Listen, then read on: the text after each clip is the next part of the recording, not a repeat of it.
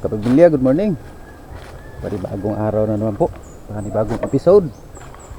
Bababa na naman po tayo dito. Ito, may dala tayong karit. Tayo ay pagpatuloy natin yung paglilinis dito. At yung ating mga natabasan ng mga nakarang araw. Ayan. Natuyo na. At gawa ng sayang itong ating ito pong ating durian. Isa, dalawa, tatlong puno po yan. Medyo malaki na. Sayang naman pagpabayaan natin. So, iyan pong durian na yan nasa siguro na sa mga 2 to 3 years na itong durian natin. So, ating tabasan ng konti, babawasan itong part na to, yung likod niya lang konti lang at medyo mainit na. Yung panahon natin ngayon maganda ganda na panahon natin. Sunod-sunod na po na ang ating panahon ay maganda, yung ating araw ay maganda. At kahapon nung nagluto pa ako dito, kahit pa paano nakapagluto ako diyan kahapon, ay buti na lang nung pagkatapos ko saka umulan. Hindi man po natin nakuha na ng video at ako ay pumasok na sa trabaho. So pwede naman din dito tayo magtatabas-tabas kahit pa paano para medyo malilong. Pero unahin ko lang po yung konti doon, yung part na yon, para yung pong durian ay matanggal yung mga damo-damo sa gilid at halos natatabunan ng damo. Ay sayang naman pag namatay. Magandang rin po yan, prutas, magandang puno rin po. Kaya ito, maigit yung karit natin, yung gawa natin nung nakarang araw ay okay naman, hindi nasira. Tapos yung itong mga damo-damo na hayaan na lang natin yan dyan, at yan naman ay natutunaw at nagiging fertilizer din po yan. Utay-utayin lang natin. So magpapapawis po sa umaga. Papawis po sa umaga ay yan po, akin munang tabasin itong part na to.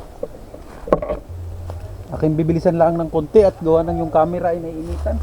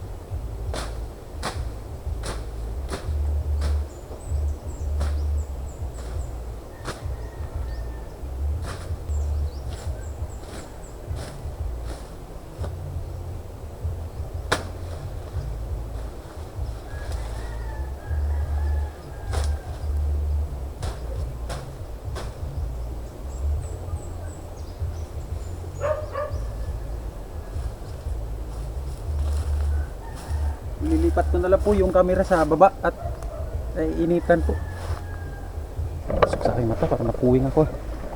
Papakita ko na lang po sa inyo mamaya pagka natabas na at naiinitan po yung camera. Mahirap, baka magkaroon na problema. Dito ko ilagay sa hindi naiinitan.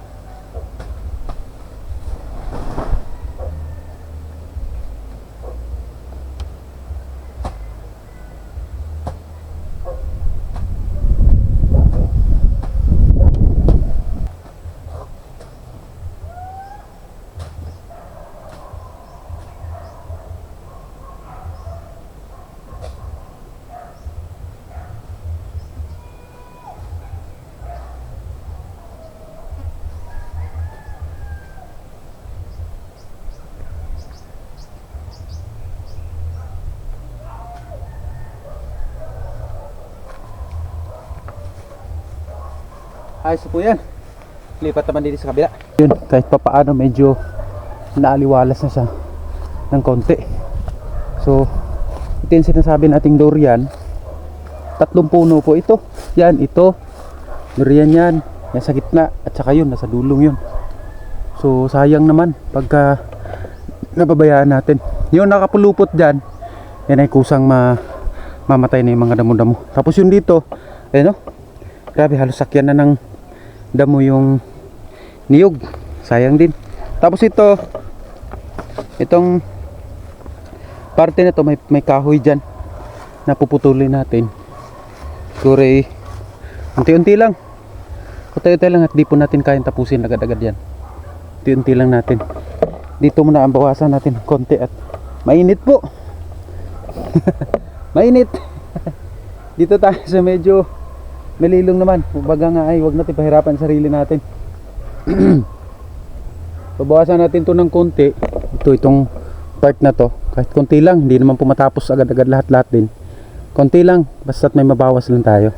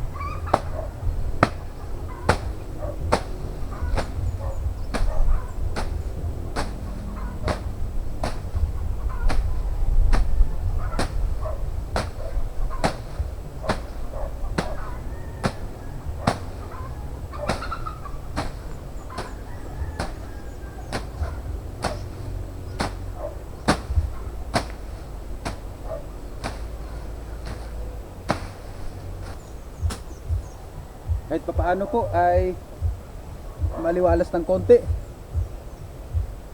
bawasan ng konti. Bukas naman baka yun or kaya ito ang tatabasan naman natin hanggang sa totally malinis siya ng hindi naman siguro 100%, basta malinis lang po natin. kahit papaano po may pagbabago. At syempre napapawisan din po tayo kahit papaano. Yan. 8:30. Siguro mga hanggang 8:40 lang po ako dito at magpapahinga naman para pumasok.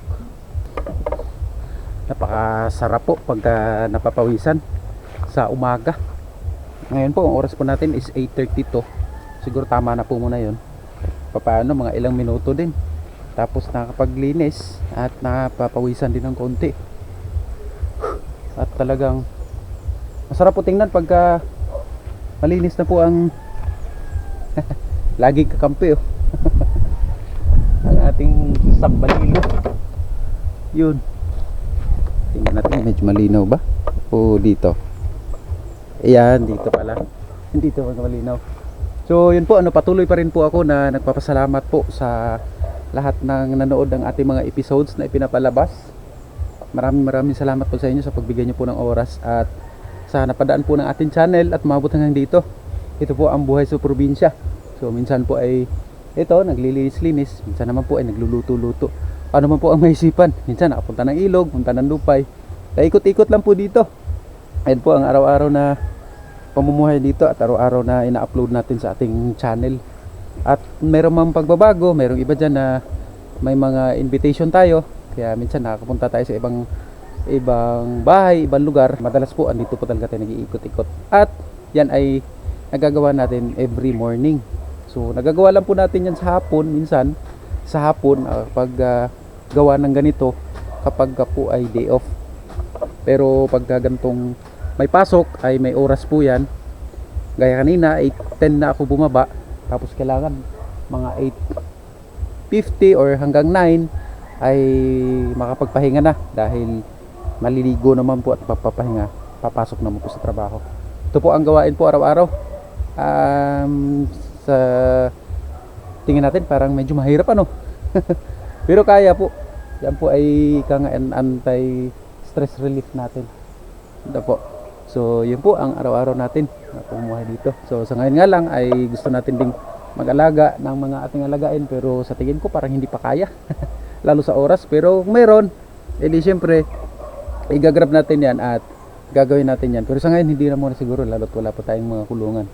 Nag-aalaga din po kasi tayo ng mga manok dati, pero ngayon hindi na, pero hopefully ay soon gagawa ulit natin yan. But anyway, yun, kahit papaano po ay nalinisan natin ng mauntian. Kasi gaya na sinabi ko, ito possible yan bukas or ito yan, kasi yan na lang ang medyo dito sa yan na lang ang medyo linisan pa natin. Tapos yung paakyat naman tayo lang hanggang sa matapos, lalo't ganito'y sarap. Sarap sarap po, mahangin. Lalo't magsasummer na po kasi, kaya hindi may iwasan na baka magkaroon tayo ng mga dadayo uli dito na bisita kahit papaano, edi merong matatambayan. So yung ating kubo at saka itong ating lutuan. May kahoy ba tayong tira kahapon? Sobra tayo kahapon na ginamit dun sa ating niluto na ulam kahapon. So sa ngayon ay hindi na muna tayo nagluto at dun sa bahay nagluto. Ayun. So maraming salamat po at pasensya na po. Ito po lang po muna ang upload natin ngayon sa pagtatabas dito, paglilinis sa ating bakuran, at wala pa tayong ibang magawa siguro sa day off. Medyo pero kahit pa paano po meron po tayong may upload, sisikapin natin at gagawa natin ng paraan araw-araw makakagawa pa tayo ng upload po. So siguro hindi ko alam kung ilang minutes po uli ito, kung aabot ba ng 20 o 15, hindi ko alam, pero siguro naman ay kahit pa paano nga po may mai-upload tayo. So maraming salamat po muli sa pagsama sa akin ngayong araw na ito. Ingat po kayo palagi. Ito po ang Buhay Probinsya. Ako po ay mag-subscribe po kayo, nasa gayon ay updated po kayo sa lahat ng ating mga episodes na ipapalabas. Maraming salamat. Ingat po kayo palagi. Stay healthy. God bless and cheers. Maraming salamat po. Ingat po kayo. Thank you.